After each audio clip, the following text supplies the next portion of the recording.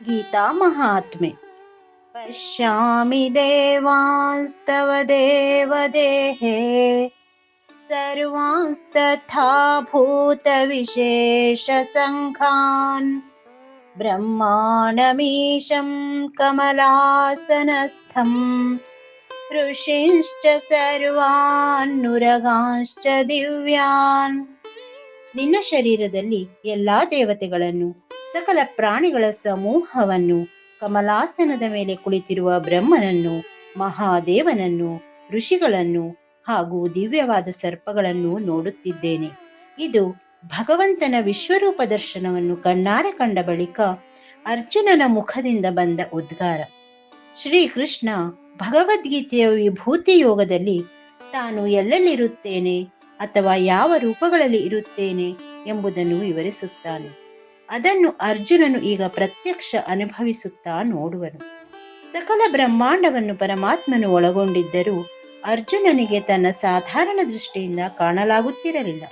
ಹೀಗಾಗಿ ಆತನಿಗೆ ಭಗವಂತನು ದಿವ್ಯ ದೃಷ್ಟಿಯನ್ನು ಅಥವಾ ಜ್ಞಾನ ನೇತ್ರವನ್ನು ಕರುಣಿಸುತ್ತಾನೆ. ಆ ಮೂಲಕವಾಗಿ ಅರ್ಜುನನು ವಿಶ್ವರೂಪವನ್ನು ವೀಕ್ಷಿಸುತ್ತಾನೆ.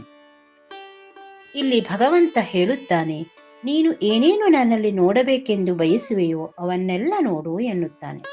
ಅರ್ಜುನನು ತನ್ನ ಪ್ರಾಣ ಸ್ನೇಹಿತನ ಅಗಾಧವಾದ ಅತಿ ಭಯಂಕರ ಶಕ್ತಿಯನ್ನು ನೋಡಿ ಮೂಕ ವಿಸ್ಮಿತನಾಗುತ್ತಾನೆ ಮತ್ತು ಹೀಗೆಂದು ಪ್ರಾರ್ಥಿಸುತ್ತಾನೆ, ದೇವದೇವನೇ, ನಿನಗೆ ನಮಸ್ಕರಿಸುತ್ತೇನೆ.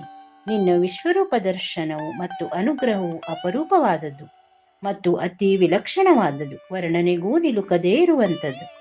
ನನ್ನಂಥ ಒಬ್ಬ ಸಾಮಾನ್ಯ ಮನುಷ್ಯನೂ ಕೂಡ ನಿನ್ನ ಅನುಗ್ರಹದಿಂದ ಬ್ರಹ್ಮ ದರ್ಶನವನ್ನು ಪಡೆಯುವ ಸೌಭಾಗ್ಯ ಉಂಟಾಯಿತು.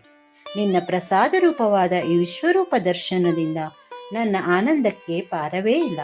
ಪರಮಾತ್ಮನ ಶರೀರದಲ್ಲಿರುವ ಸತ್ಯ ಲೋಕವನ್ನು, ಅದರಲ್ಲಿ ಕಮಲಾಸನಸ್ಥನಾಗಿ ಸೃಷ್ಟಿ ಕಾರ್ಯದಲ್ಲಿ ನಿರತನಾಗಿರುವ ಚತುರ್ಮುಖ ಬ್ರಹ್ಮನನ್ನು ನೋಡುತ್ತಾನೆ. ಅವನಲ್ಲಿರುವ ವೈಕುಂಠ ಲೋಕವನ್ನು ಮತ್ತು ಅದರಲ್ಲಿರುವ ಮಹಾವಿಷ್ಣುವನ್ನು, ಲಯಕರ್ತನಾದ ರುದ್ರ ಮತ್ತು ಅನೇಕ ಋಷಿಗಳನ್ನು, ಆದಿಶೇಷನೇ ಮೊದಲಾದ ಸರ್ಪ ಉರಗಾದಿಗಳನ್ನು ನೋಡುತ್ತಾನೆ. ಒಟ್ಟಿನಲ್ಲಿ ಅರ್ಜುನನು ಸಮಸ್ತ ಲೋಕಗಳಲ್ಲಿರುವುದೆಲ್ಲವನ್ನೂ ನೋಡುತ್ತಾನೆ. ಭಗವಂತನ ಕೃಪೆಯಿಂದ ರಥಾರೂಢನಾಗಿರುವ ಅರ್ಜುನನಿಗೆ ಆದಿಯಿಂದ ಅಂತ್ಯದವರೆಗೆ ಎಲ್ಲವನ್ನೂ ನೋಡಲು ಸಾಧ್ಯವಾಗಿತ್ತು.